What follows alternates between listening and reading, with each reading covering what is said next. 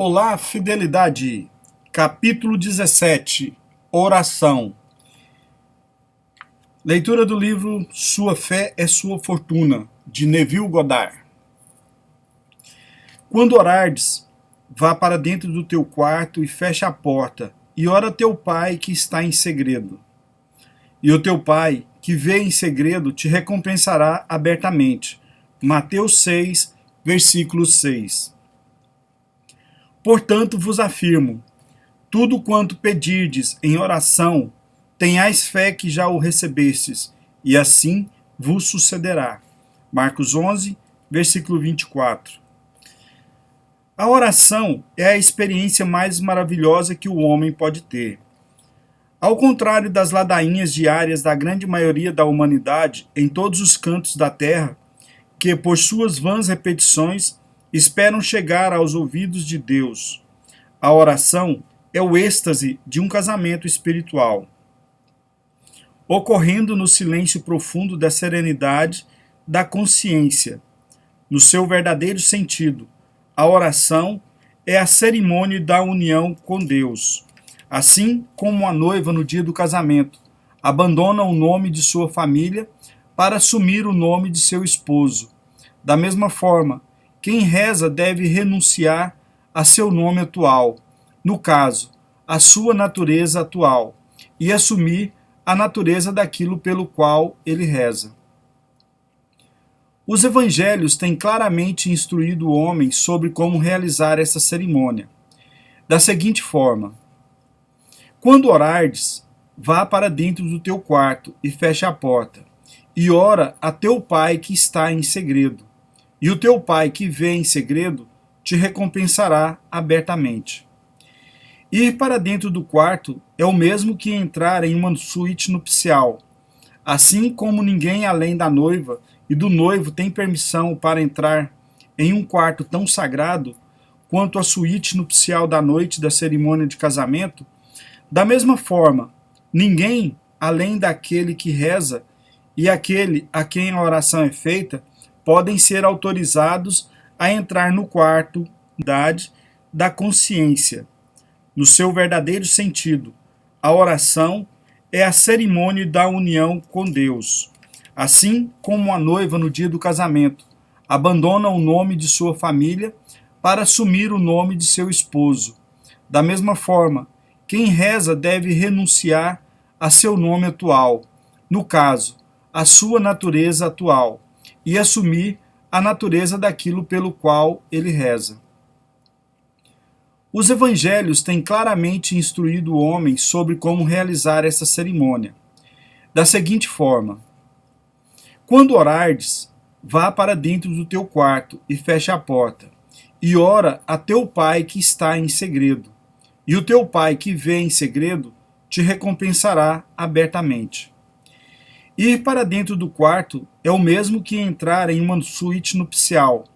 Assim como ninguém além da noiva e do noivo tem permissão para entrar em um quarto tão sagrado quanto a suíte nupcial da noite da cerimônia de casamento, da mesma forma, ninguém além daquele que reza e aquele a quem a oração é feita podem ser autorizados a entrar no quarto no momento sagrado da oração. Assim como a noiva e o noivo, ao entrar na suíte nupcial com segurança, fecham a porta para o mundo exterior, então também aquele que entra no momento sagrado da oração deve fechar completamente as portas dos sentidos e deixar o mundo de fora, assim como todas as coisas que o cercam. Isso só é possível quando você desvia completamente a sua atenção para longe de todas as coisas que diferem daquilo com que agora você se relaciona, o objeto do seu desejo. A segunda fase dessa cerimônia espiritual é definida nas palavras: tudo quanto pedirdes em oração, tenhais fé que já o recebestes, e assim vos sucederá.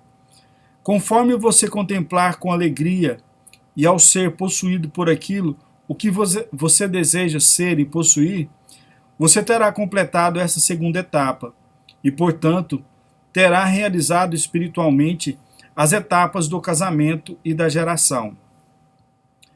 A atitude receptiva da mente no momento da oração ou do contemplamento pode ser comparada à noiva ou a um ventre.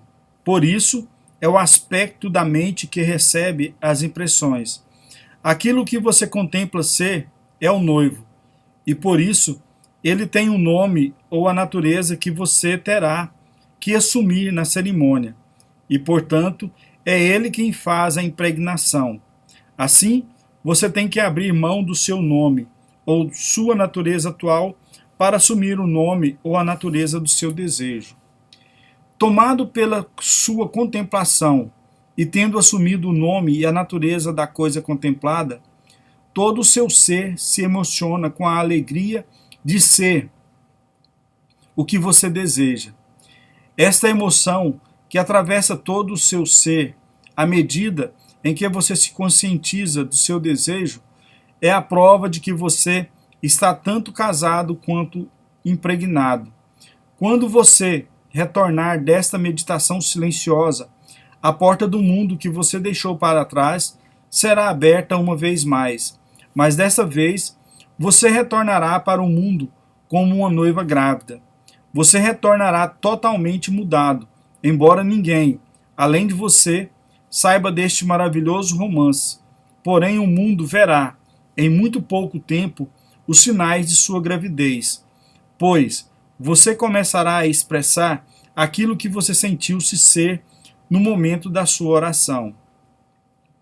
A mãe do mundo, ou a noiva do Senhor, é propositalmente chamada de Maria, ou água, pois a água perde sua identidade quando ela assume a natureza daquilo com o que ela se mistura. Maria, da mesma forma, é o aspecto receptivo da mente que deve perder sua identidade, para poder assumir a natureza da coisa desejada. Apenas quando se está disposto a abandonar a sua identidade e atuais limitações é que alguém pode se tornar aquilo que se deseja ser. A oração é a fórmula pela qual tais separações e casamentos são realizados. Se dois dentre vós concordarem na terra em qualquer assunto sobre o qual pedirem, isso lhe será feito por meu Pai que está nos céus. Mateus 18, versículo 19. Os dois concordando são você, a noiva, e o objeto do seu desejo, o noivo. Quando este acordo for realizado, um filho, dando testemunho desta união, irá nascer. Você começará a expressar e possuir o que você está consciente de ser. Orar, então, é reconhecer-se ser aquilo que você deseja ser, ao invés de suplicar a Deus pelas coisas que você deseja.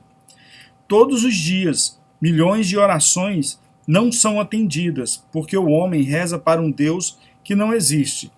Se a sua consciência é Deus, então você deve primeiro buscar nela aquilo que você deseja e assumir a consciência dessa qualidade desejada.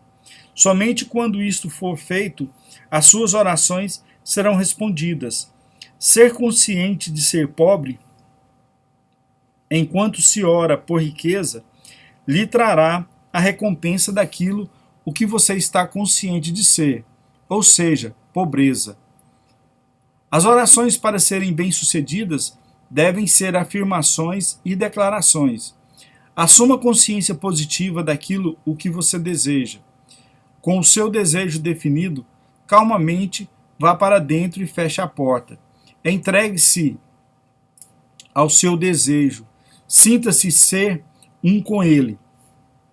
Permaneça nesta convicção até que você tenha absorvido a sua natureza e o seu nome, ao declarar e sentir-se ser, e possuir aquilo que você deseja.